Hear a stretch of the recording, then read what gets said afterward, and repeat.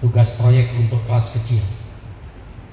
Setelah itu saya contohkan tugas proyek untuk kelas besar.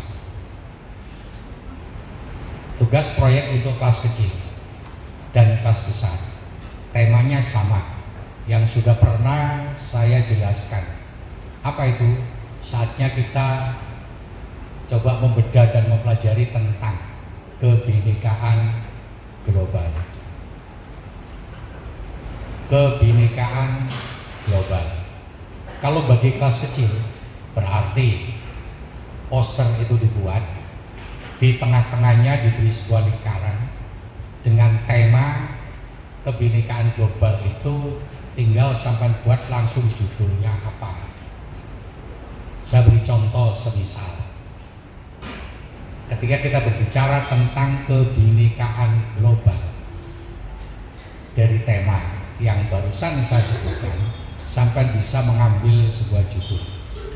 Apa itu? Upaya memperkuat komunikasi menuju. Jadi memperkuat komunikasi. Mengapa lebih saya tekankan komunikasi? Karena sedang tren yang ada di madrasah ini, kita sedang menggalakkan komunikasi efektif. Komunikasi menuju era. Jadi langsung masuk pada tema era. Apa itu? Kebinekaan global. Setelah sampai buat itu di tengah-tengah judul yang barusan saya bacakan, maka di judul itu minimal sampai dekati dengan 5 mapel.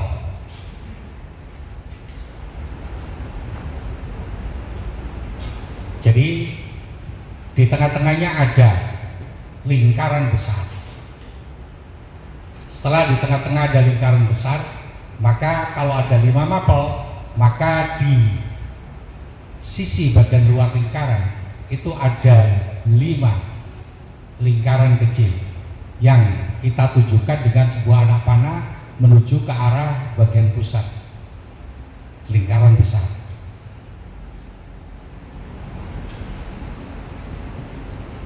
Yang pertama, sambil contoh, ketika kita dekati dengan pendekatan matematika yang tadi konteksnya komunikasi. Yang kedua dalam konteks kebinekaan global. Apa kira-kira hubungan komunikasi dan kebinekaan global? Sekali lagi, apa hubungan komunikasi dengan kebinekaan global? Itu dengan materi matematika.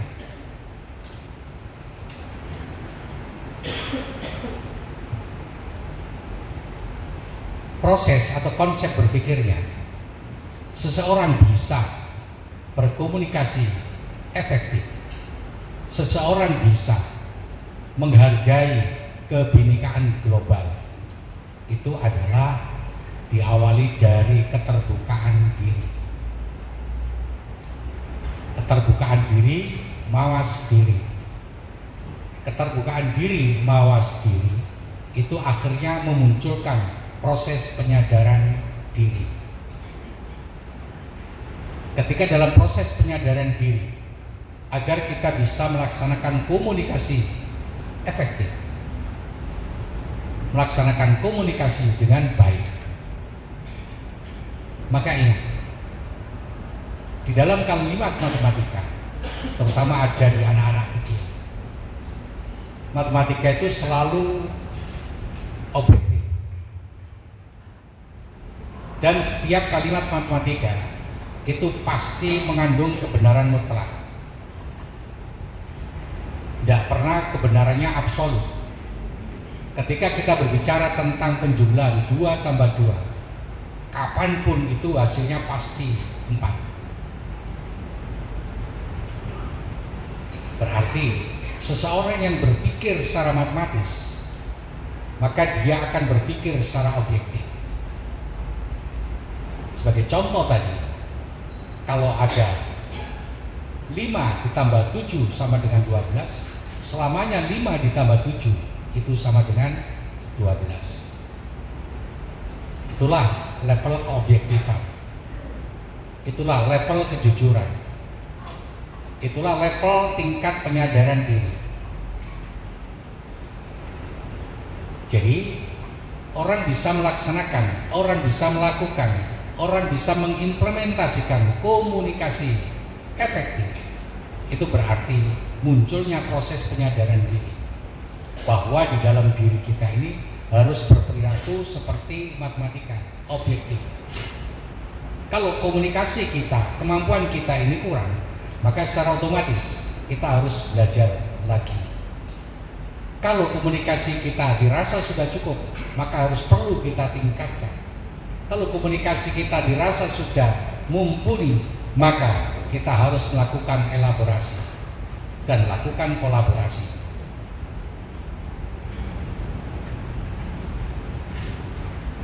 Terus berikutnya, dengan kebinekaan global. Apa konteksnya, hubungannya dengan matematika? Di proses kebinekaan global, itu artinya apa? Dunia sudah tanpa sekat. Jarak antar satu negara dengan negara lain sudah hampir-hampir tidak ada. Sambil contoh konkret sebagai ilustrasi, nanti sama bisa simpulkan. Mengapa ini perlu saya narasikan panjang? Karena di masing-masing guru, di masing-masing pendidik, di masing-masing kelas bisa ambil sisi-sisi yang barusan saya sampaikan. Apa itu? Ketika produksi CPO Indonesia itu diboikot oleh Uni Eropa, didukung oleh Amerika, bahkan sampai kopi produk Indonesia apapun itu oleh mereka sengaja diboikot. Akibatnya apa? Produk yang dibuat terutama CPO itu tidak laku lagi di Eropa. Ketika tidak laku lagi di Eropa, maka di sini muncul pion-pion, raja-raja kecil dari perwakilan pemerintahan Joko Widodo melaksanakan terobosan. Ketika komunikasi itu buntu ada di Eropa, komunikasi itu buntu ada di Amerika, maka dilakukan terobosan nembus pasaran Afrika. Ketika pemerintahan berhasil melakukan negosiasi dengan negara-negara Afrika, maka secara otomatis ekspor CPO itu naik 800% dibandingkan periode sebelum diboikot. Jadi intinya apa? Kesengsaraan akan membawa nikmat di Indonesia. Karena apa? Ketika kita merasa terjepit dan ketika kita merasa terpepet, maka secara otomatis usaha orang itu akan selalu muncul. Tidak putus asa. Usaha dilakukan secara terus-menerus sehingga membuahkan hasil. Mengapa kita bisa diterima di Afrika, bahkan di bridge, sebentar lagi Indonesia akan dikukuhkan, dan kita sudah masuk pada negara ekonomi menengah ke atas, bukan lagi negara berkembang, tapi kita jadi negara pendapatan income per kapita besar di kalangan negara-negara menengah. Mengapa itu bisa terjadi? Karena mereka anggap, terutama orang-orang yang di luar, yang sudah tahu bagaimana kultur bangsa Indonesia, bahwa bangsa Indonesia itu akan bisa memiliki toleransi yang tinggi. Dengan bangsa manapun, dia akan bisa melakukan kerjasama dengan baik. Akibatnya apa? Negosiasi demi negosiasi, Indonesia bisa diterima. Ketika negara itu tidak sekali lagi punya mental penjajah, diterima. Akibatnya dari proses pergaulan yang muncul itu. Artinya apa? Kalau berdasarkan ilmu hitung berhitung atau ilmu matematikanya, kebinekaan global, yang berbicara tentang kebinekaan global, kalau kita hubungkan dengan kalimat matematika, kembali lagi ke konteks, Di matematika itu kalimat rata-rata ada kalimat terbuka dan ada kalimat tertutup. Ketika kita berbicara tentang kalimat terbuka, berarti dalam kalimat matematika itu sebuah kalimat akan bisa diterima oleh sekian banyak orang secara universal, dan itu dibuktikan oleh diplomasi bangsa Indonesia. Di matematika juga ada kalimat tertutup.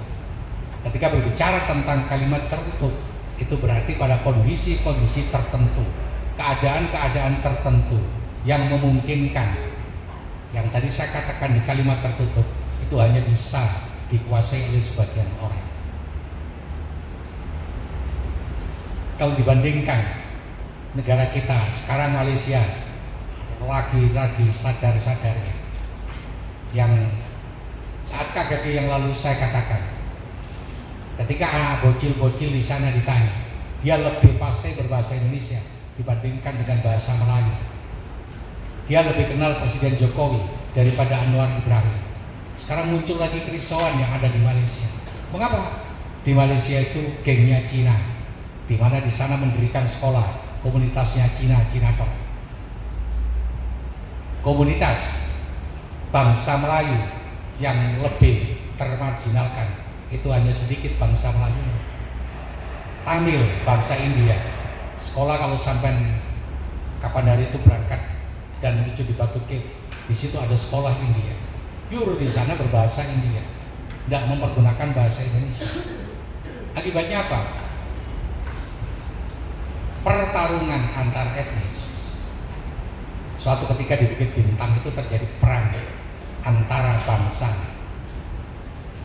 yang Malaysia, bangsanya Malaysia, keturunan India, sama pribumi asli Malaysia dengan penguasa. Penguasanya siapa? Sana dikuasai oleh gengnya Cina, keturunan Cina. Akibatnya apa? Di bangsa yang tidak sebesar Indonesia, yang pulaunya hanya sedikit itu, di sana antar golongan saling menonjolkan golongannya, di mana muncul persatuan dan kesatuan bangsanya kurang. Berbeda dengan di Indonesia, apapun bentuk golongannya, ketika sudah berada di dalam suatu satuan pendidikan, maka bahasa yang dipergunakan adalah bahasa nasional, bahasa Indonesia. Apapun bentuk dan golongannya, ketika kita berbicara tentang nasionalisme, maka yang ditonjolkan NKRI, harga mati. Yang ditonjolkan tidak ada lagi sekat-sekat, kamu keturunan Cina, kamu keturunan Arab, kamu keturunan ini. Yang muncul kalau ada orang yang klaim keturunan ini, menonjolkan ini, maka dia akan memperbesar musuh yang ada di dalam negeri. Karena apa yang muncul kembali lagi NKRI, harga mati. Itulah keunggulan Indonesia. Makanya Indonesia bisa, yang tadi saya katakan, di kalimat matematika ada kalimat terbuka. Indonesia bisa diterima oleh bangsa manapun. Karena apa? Karena kita ini terbuka.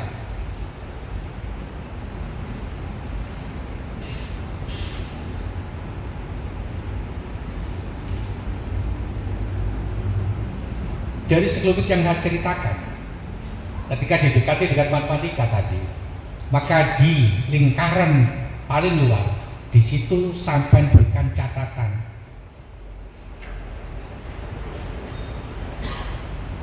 Catatannya apa?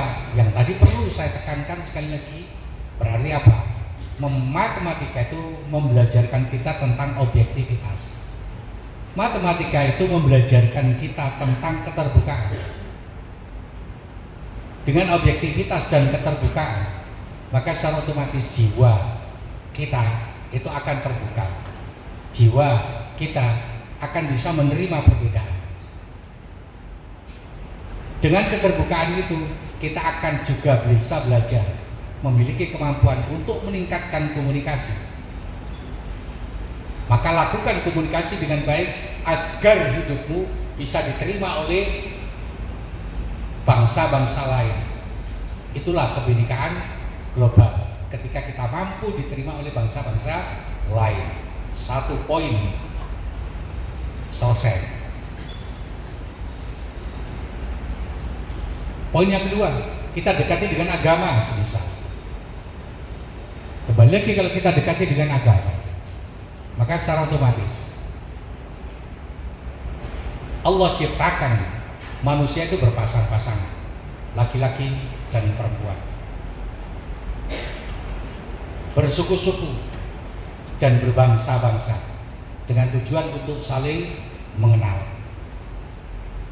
Orang bisa saling mengenal itu diawali dari proses dialog, diawali dari proses interaksi. Interaksi dan dialog itu butuh bahasa. Agar bahasa komunikasi kita yang kita bangun itu tidak terjadi miskomunikasi. Dengan bahasa yang tidak bisa diterima oleh orang lain, maka secara otomatis lakukan proses berbahasa dengan baik agar orang lain bisa mengenal kita. Nah, ketika orang lain bisa mengenal kita, maka tingkatkan bersuku-suku dan berbangsa-bangsa. Artinya apa? Komunikasi yang kita bangun, komunikasi yang kita lakukan itu tidak sekedar sektoral, tidak sekedar regional.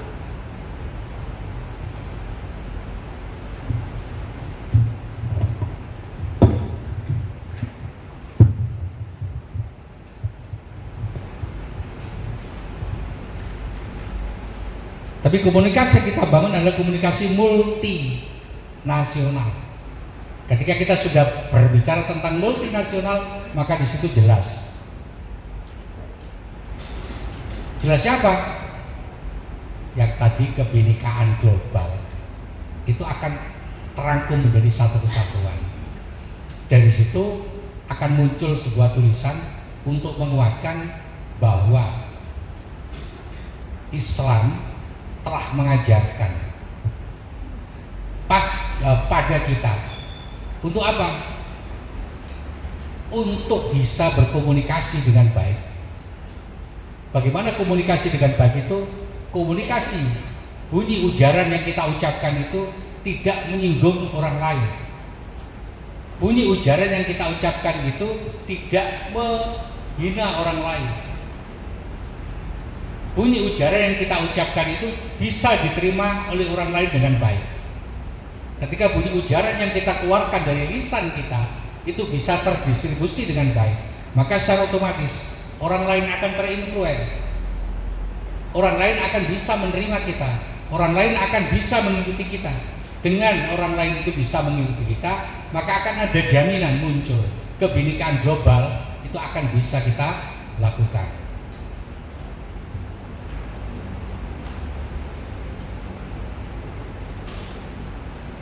Sayang ya sekarang, karena di kelas kecil itu tidak ada IPAS ya. Muncul sayang di kurikulum Cambridge, dimana kita sayang itu langsung adopsi, tidak pakai adaptif. Kalau berbicara tentang sayang, bahasa yang komunikatif, bahasa yang bisa dipakai untuk berkomunikasi itu kalau dalam ilmu sains banyak yang patut dan mau kita kupas dan kita telah. Komunikasi itu kan interaksi antara dua atau lebih. Ketika muncul interaksi antara dua atau lebih, maka akan muncul sebuah sistemik dari proses interaksi itu. Ketika interaksi sudah sistemik itu mengingatkan kita apa yang ada atau apa yang terjadi di alam, terutama ketika kita mengajarkan di anak-anak kecil, anak-anak kelas kecil, kalau kita mengajarkan tentang part of body, bagian-bagian dari anggota tubuh, tangan kita ini tidak akan mungkin bisa bergerak tanpa perintah dari otak.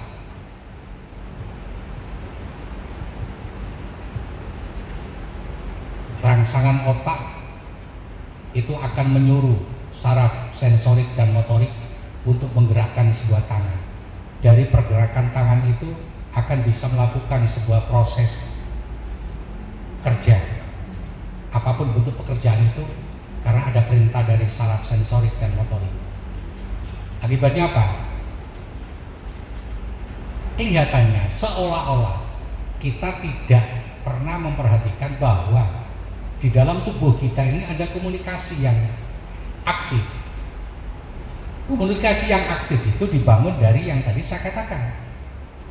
Ketika muncul stimulus, muncul rangsangan, maka otak kita akan bekerja.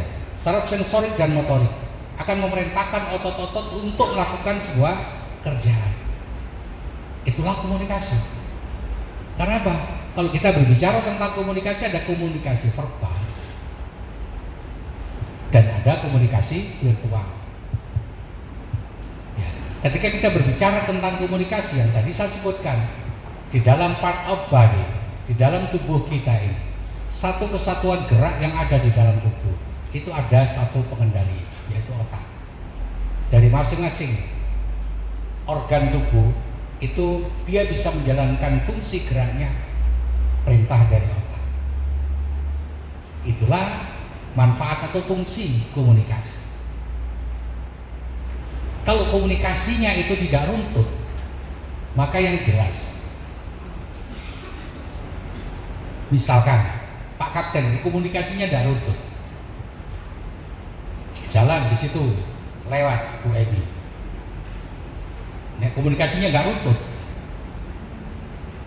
sing diceluk duduk Eman gimana Rinyo,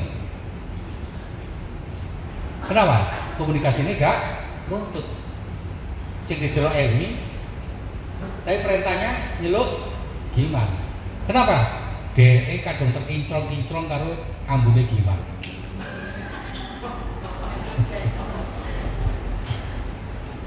Ya, ada nanti Pak Giman saya panggil di sini, terus Buddha saya suruh tunggu di dekatnya.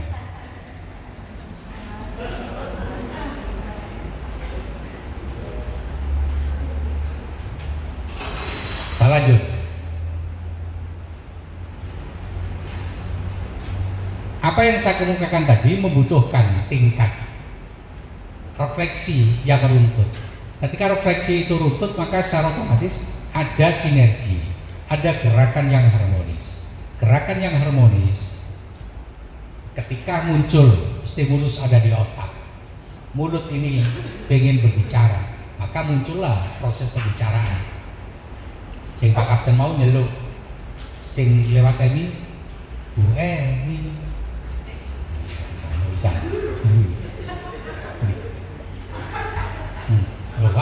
Waktu Bu Emi mana Coca-Colanya? Teh pucuk, mana teh pucuknya?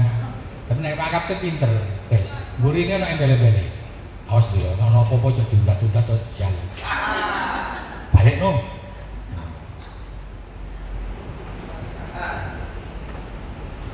Saya lanjutkan. Yang tadi saya kemukakan, ketika saraf sensorik motorik itu mendapatkan stimulus, maka secara otomatis akan muncul gerakan harmonis secara kontinu dan runtut itu. Sistematikanya runtut. Dari situ menunjukkan, membelajarkan kepada kita bahwa part of body itu akan bisa berfungsi apabila di dalam masing-masing anggota tubuh itu muncul komunikasi. Ketika anggota tubuh ini muncul komunikasi, maka di situ akan memunculkan gerakan yang sinergis. Ketika gerakan itu sinergis, maka secara otomatis disitulah kaki itu sendiri, tangan sendiri, otak sendiri, otot sendiri, masing-masing sendi juga sendiri, masing-masing digerakkan dengan satu pola gerakan stimulus yang ada di dalam otak, sehingga keseluruhan anggota tubuh bisa bergerak dengan rapi. Maka disitulah muncul kebinekaan. Tinggal sekarang, kalau di dalam tubuh saja, di dalam tubuh kita ini sudah memunculkan harmonisasi kebinekaan untuk menjadi satu kesatuan yang sinergi, yang menghasilkan sebuah produk masa. Ya, itu tadi yang saya katakan, masa kita kalah dengan anggota tubuh tangan kita yang tidak punya otak. Sedangkan kita diberikan oleh Allah, kemurahan Allah itu diberikan otak. Ketika diberikan otak itu ya otak dipakai untuk berpikir. Kira-kira pantas nggak dari masjid digawe ngeritil hati ya? Pantas nggak? Di masjid itu meneng tok, gak usah melok pikir. Iku salah pahala.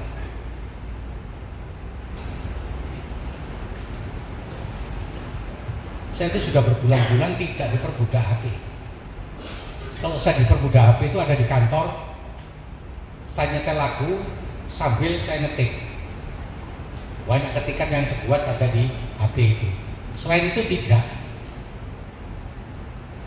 Kapan hari saya panggil para staf itu di kantor, ada HP ngebel bunyi krangkring, tilu, gak tahu tak reken. Bahkan bel kalau double belin katanya tak terima. Karena apa? Saya sudah belajar. Orang-orang sekarang itu Masya Allah lagi gendeng-gendengnya hidupnya itu diperbudak HP. Sekarang ketawa digending Highland itu antri mau naik kabel kar itu antri ke wabung udah tinggal HP main game. Saya cuma tak lihat kiri kanan ketawa. Betapa hebatnya iblis, setan itu sudah merasuki otak manusia melalui sebuah perangkat.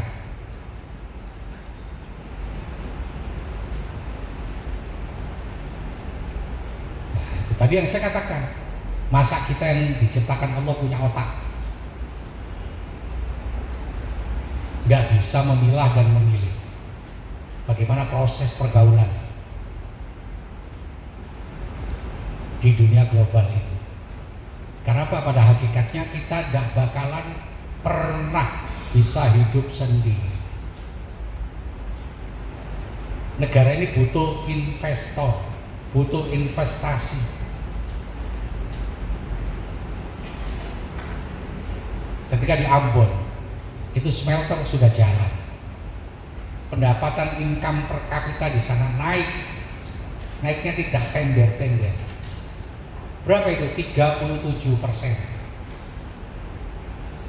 Orang sana yang biasanya jalan kaki, tidak punya motor, sekarang sudah naik mobil semua. Sebentar lagi tinggal tunggu 8 bulan lagi ketika smelter di Gresik itu sudah dibuka, maka secara otomatis tenaga kerja akan banyak terserap.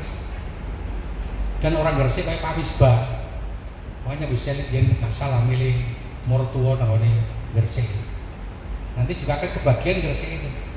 Ketika smelter dibuka, akan mampu menampung tenaga kerja 37.000 tenaga kerja. Akibatnya apa? TKI, TKW itu lambat laun sudah akan hilang dengan sendirinya. Karena Indonesia mampu menciptakan lapangan kerja sendiri dengan proses hilirisasi.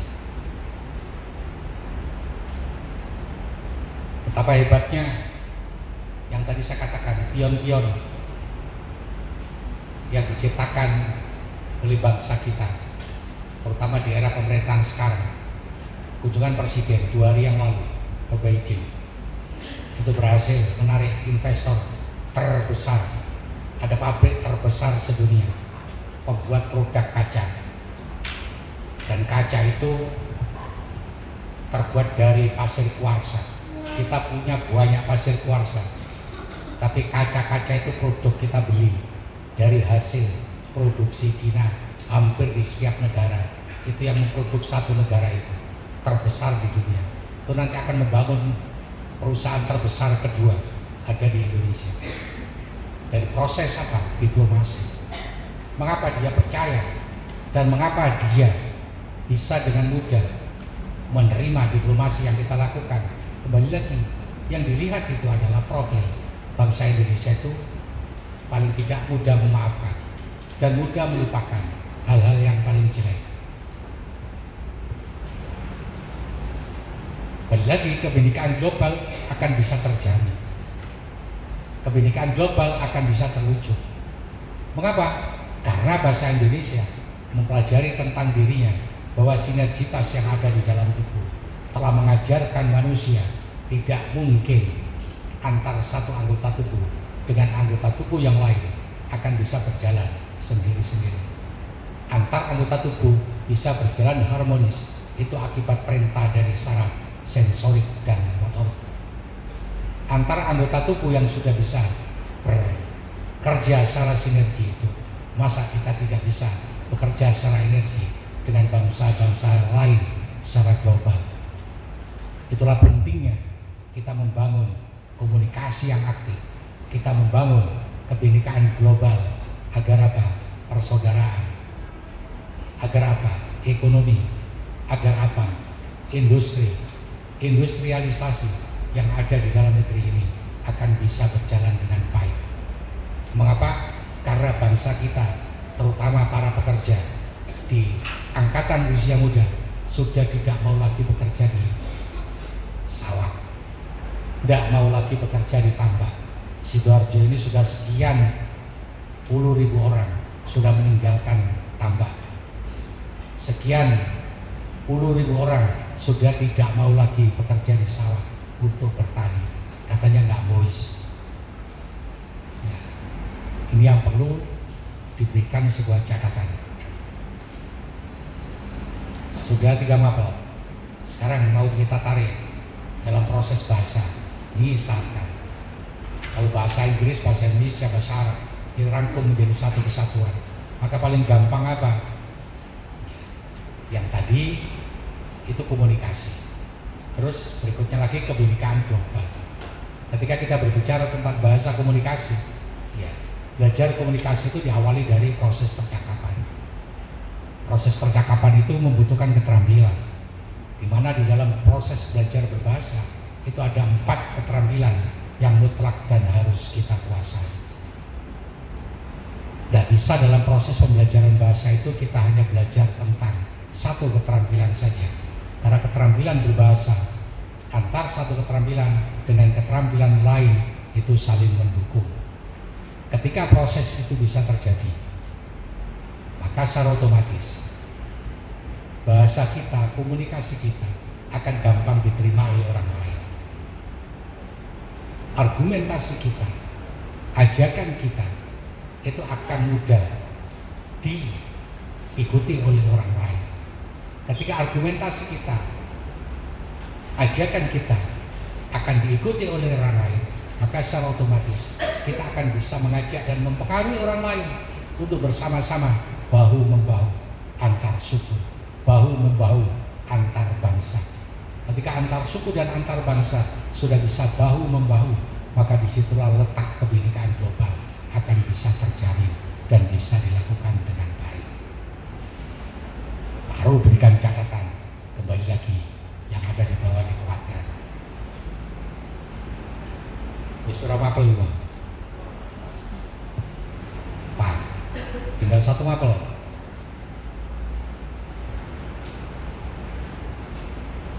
Ya, paling gampang pelajarannya Pak Kapten, olahraga.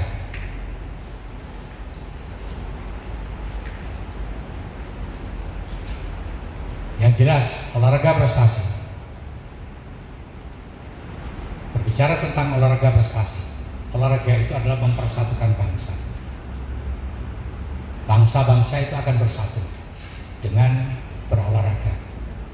Betapa di SEA Games Indonesia merajai seluruh cabang-cabang olahraga yang ada di Kamboja. Itu karena apa? Orang Kamboja membela mati-matian atlet atau kontingen Indonesia, walaupun mereka telah dikalahkan oleh atlet-atlet kita. Tapi proses membela Indonesia itu masih berkumandang dan terasa sampai sekarang. Mengapa itu bisa terjadi? Karena mereka lebih hormat kepada bangsa Indonesia. Ketika bangsa Thailand begitu datang, masuk di stadion, di situ ketemu dengan rumput yang ada di lapangan, mereka menghina lapangannya, mereka menghina rumputnya, mereka menghina bahwa ini tidak layak disediakan oleh para kontingen dari luar negeri. Tapi bangsa Indonesia begitu masuk di lapangan, mereka bersujud syukur. Orang sana tidak ngerti sujud syukur. Bedanya orang Thailand dengan orang Indonesia. Orang Thailand menghina, orang Indonesia datang ke Thailand, begitu masuk lapangan sujud syukur, katanya rumput itu dihina oleh Thailand, tapi oleh bangsa Indonesia. Mereka datang di Thailand, mereka datang di Kamboja, rumput itu dicium. Betapa orang Indonesia itu cintanya dengan Kamboja. Akibatnya mereka berjuang mati-matian. Gitu. Ini keuntungan bangsa Indonesia. Coba itu pasukan Maledi. Sekarang datang ke Indonesia, gonceng studi. Ada beberapa angkatan yang dibawa ke Indonesia, mau lagi jajah ke Indonesia. Itu banyak yang muslim. Ketika muncul pengikat dari Bung Tomo, Allahu Akbar, lari semua. Berarti sama-sama muslim, kita tidak usah perang. Baru yang Goni Islam yang terus melanjutkan perang. Sudui kalau sujeni Pak Kapten Mojokerto. Akhirnya apa? Bangsa penjajah itu hilang. Jadi kembali lagi ke konteks. Kalau kita berbicara tentang olahraga itu mempersatukan bangsa, apapun bentuk dan warna kulitnya.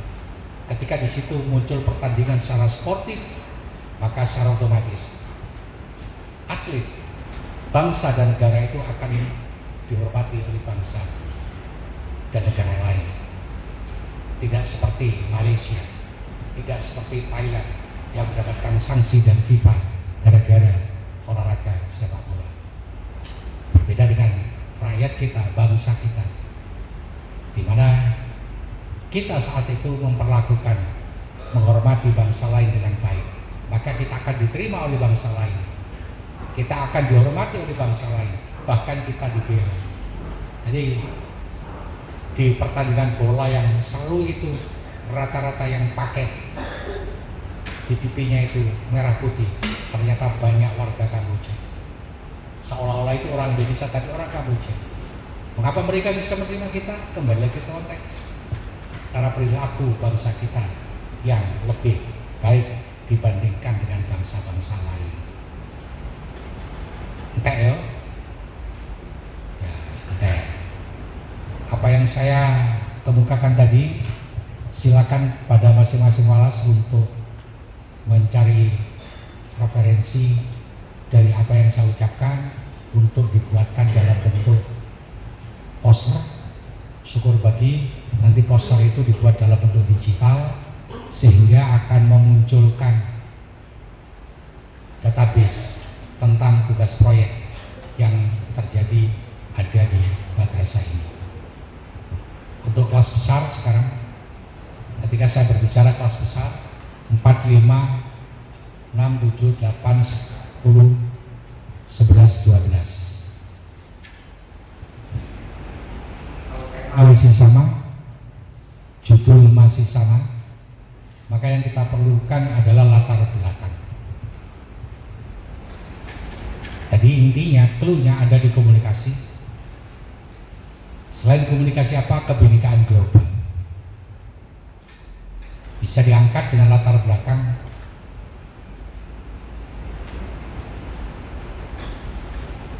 Bismillahirrahmanirrahim. Ya, karena saya tidak ada konsep. Konsepnya ya langsung jalan natural. Kalau nggak ada yang saya angan-angan, saya besok harus begini, yang saya konsep seperti ini, ya secara otomatis saya nggak akan ada istirahatnya. Nanti salah konsep ya, terus di oma sampai kelesetan, cinta iling-iling Bu Esti Pak. Oh, kenapa Pak Hari kok Bu Esti? Oh, kok gak bayaran-bayaran ini? Hari ini seneng banget. Iya. Nek kurune sing ya. Engko mlaku kebetul topis mah. Ya Allah.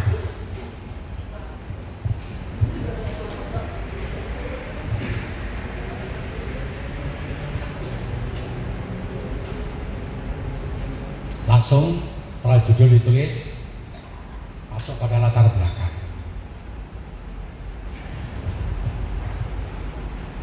Selepas pandemi COVID-19,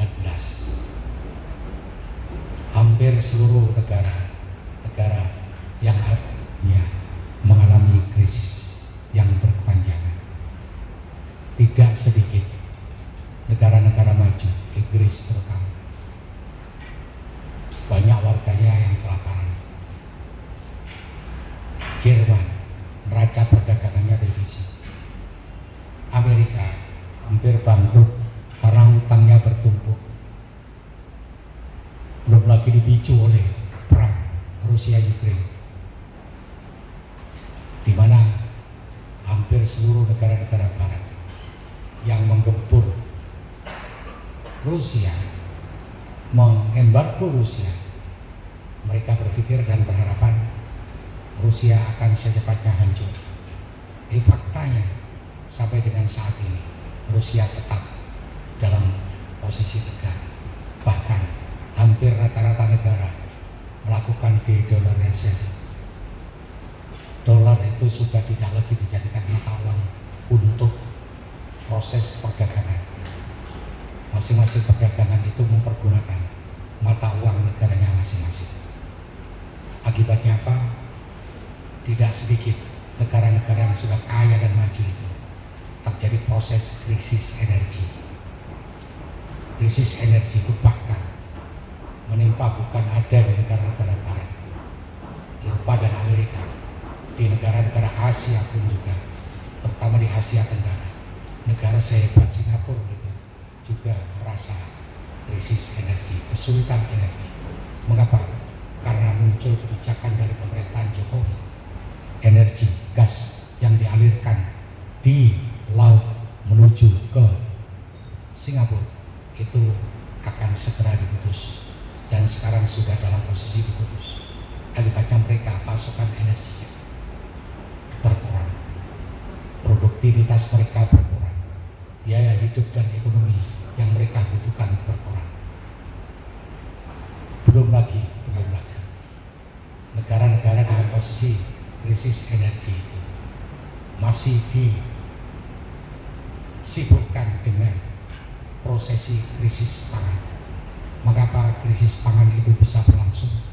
Karena rata-rata bangsa barat itu mendapatkan suplai makanan dari gandum yang diproduk oleh Ukraina. Dari sana Soviet, terutama Rusia, itu tidak mau dengan serta-merta melepaskan produk gandum itu datang di barat. Akibatnya apa? Seluruh demarkasi yang mengarahkan konflik itu, terutama untuk dilalui ekspor gandum, itu telah di stop. Akibatnya apa? Banyak negara-negara kaya pun juga tidak mampu untuk memenuhi kebutuhan pangannya. Tapi syukur alhamdulillah bangsa Indonesia dengan berbagai macam cara dan upaya, terutama dengan keridhaan Allah, keberkahan Allah, terutama peran para wali-wali Allah yang tidak hanya sekedar wali murid kata Bu Esti, tapi betul-betul wali Allah yang membentengi negeri kita ini sampai dengan detik dan saat ini kita tidak kekurangan bahan pangan. Begitu juga tentang perkembangan yang dilakukan untuk memperbaiki ekonomi Indonesia. Dan akhirnya ekonomi Indonesia pada tahun ini sudah menduduki peringkat ke-7 dunia. Dari peringkat ke-7 dunia itu pertumbuhan ekonomi kita terbesar. Bahkan Singapura kalah dengan kita, Amerika kalah dengan kita, Cina yang tertinggi itu juga kalah dengan Indonesia. Betapa besar perjuangan pemimpin bangsa ini untuk memajukan ekonomi kita. Tapi tidak sedikit dari bangsa kita sendiri yang menafikan itu, yang suka membuat berita-berita hoax, yang suka menjelek-jelekkan kinerja dari pemerintah yang sudah bagus itu. Yang berakibat apa? Di dalam negeri sendiri keadaan saling hina, keadaan saling caci, keadaan saling menjelekkan itu masih terjadi, sehingga komunikasi antara kadrun dan cebong itu tidak lagi bisa berjalan sejalan. Yang akibatnya apa? Apapun yang dilakukan oleh pemerintah itu selalu mendapatkan cibiran dan selalu mendapatkan nilai yang tidak bagus. Walaupun hasil nyatanya, faktanya, real, apa yang dilakukan oleh pemerintah memperbaiki ekonomi, meningkatkan kesejahteraan masyarakat, itu sudah terjadi. Dan bahkan Singapura sendiri mulai kelabakan ketika munculnya tax amnesty. Uang yang diparkir yang ada di negara Singapura itu sudah mulai ditarik lagi kembali ke Indonesia. Dan sekarang Singapura juga lagi parkir karena apa? Kalau dari arah utara itu sudah mau dicegat oleh Thailand yang akan membentuk sebuah dermaga sebagai singgasana kontainer, agar kontainer itu tidak terus melaju dan mereka akan menyewa tempat yang ada di Singapura. Belum lagi di Rio, pemerintah Indonesia sudah membangun sebuah pelabuhan, di mana pelabuhan itu yang dibangun sebesar negara Singapura hanya untuk tempat kontainer. Ini kalau terus-menerus bangsa ini bergerak maju dengan yang tadi saya katakan hambatan yang ada di dalam, terutama yang tadi saya katakan anak-anak bangsa yang kurang bersyukur, anak-anak bangsa yang tidak mau menghargai bangsanya sendiri, yang selalu kelihatan menang sendiri, tapi fakta kinerjanya nol, kinerjanya tidak muncul. Maka kita sebagai anak bangsa, bagaimana caranya agar anak bangsa kita ini bisa diterima oleh anak bangsa yang lain? Maka berbahasa, berkomunikasi yang bagus. Ketika komunikasi kita bagus, dalam komunikasi kita tidak saling ejek, dalam komunikasi kita tidak saling hina, dalam komunikasi kita tidak saling merendahkan, maka secara otomatis kita akan bisa bersatu dan kita akan bisa bersama-sama membangun negeri ini menuju era emas tahun 2045, di mana tahun 2045 itu adalah bisa dikatakan tahun emasnya Indonesia, 100 tahun merdeka. Ketika kita 100 tahun merdeka, maka secara otomatis di situ akan muncul bonus demografi. Ketika kita memunculkan bonus demografi, maka angkatan kerja di dalam itu membludak. Kalau ada negara di Afrika menerima bonus demografi, kesiapan negara itu tidak muncul. Akibatnya apa? Sampai sekarang sumber daya mineralnya habis, terkuras, dan bonus demografi itu sia-sia belaka karena bangsanya tidak mampu mewujudkan itu. Masa kita tidak bisa belajar dari negara-negara gagal yang tidak bisa menjadi negara maju? Ayo, jadilah kita negara yang maju dengan cara kita saling bahu-membahu, saling berenergi, saling bersinergi dengan cara yang paling afdol. Apa itu? Coba mulut kita, kalau kita tidak bisa berucap yang baik, sebaiknya kita diam. Daripada kita banyak mulut, maka lebih baik kita harus banyak kerja. Lakukan kinerja kita ini dengan baik. Lakukan gerakan-gerakan yang bisa membantu terwujudnya ekonomi masyarakat, pendapatan income per kapita masyarakat bisa naik. Ketika pendapatan income per kapita masyarakat bisa naik, maka bangsa kita akan diterima dan diakui oleh bangsa lain. Ketika bangsa kita diterima dan diakui oleh bangsa lain, maka secara otomatis ketika kita mampu menjalin komunikasi antara anak bangsa dengan baik dan bangsa-bangsa lain bisa menghormati dari kinerja kita, disitulah wujud dari komunikasi efektif dan kebinekaan global dari bangsa yang beradab ini. Latar belakang sudah, baru di proses pertanyaan penelitian. Karena penelitian ini jenis literasi, maka bisa langsung kita berikan berdasarkan uraian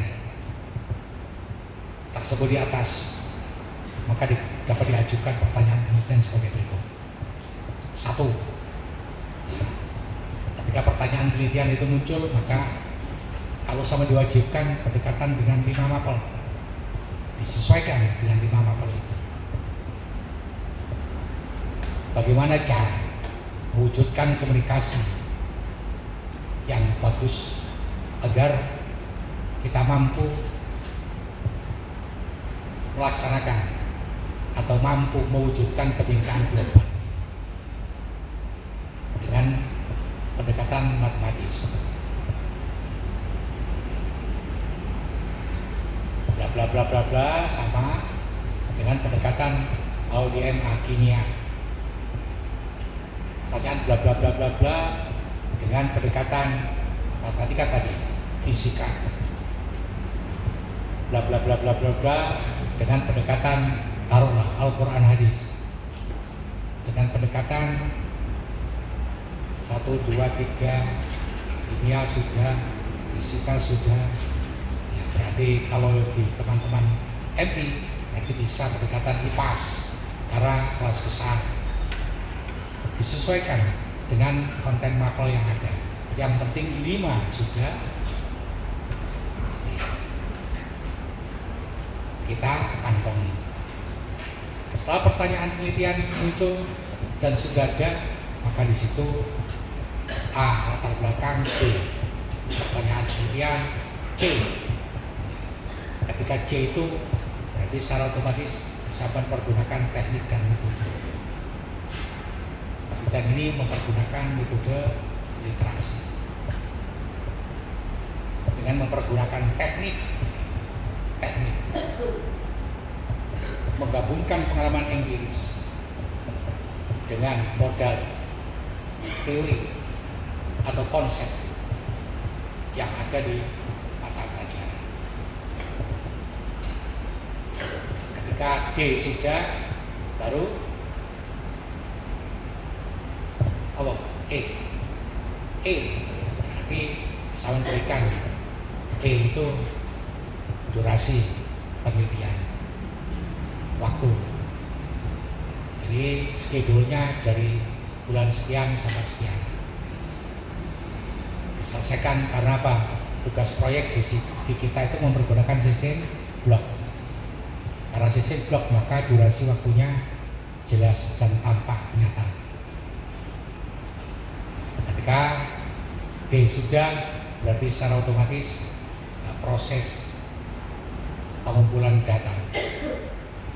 Ketika proses pengumpulan data apa Pak? Misalkan proses pengumpulan data itu hanya berisikan garis besar. Kalau pertanyaan penelitian sampean tadi didekati dengan matematika dulu, maka pengumpulan data, teori dasar, konsep yang ada di matematika yang bisa kita pergunakan untuk menjawab pertanyaan penelitian yang kita ajukan.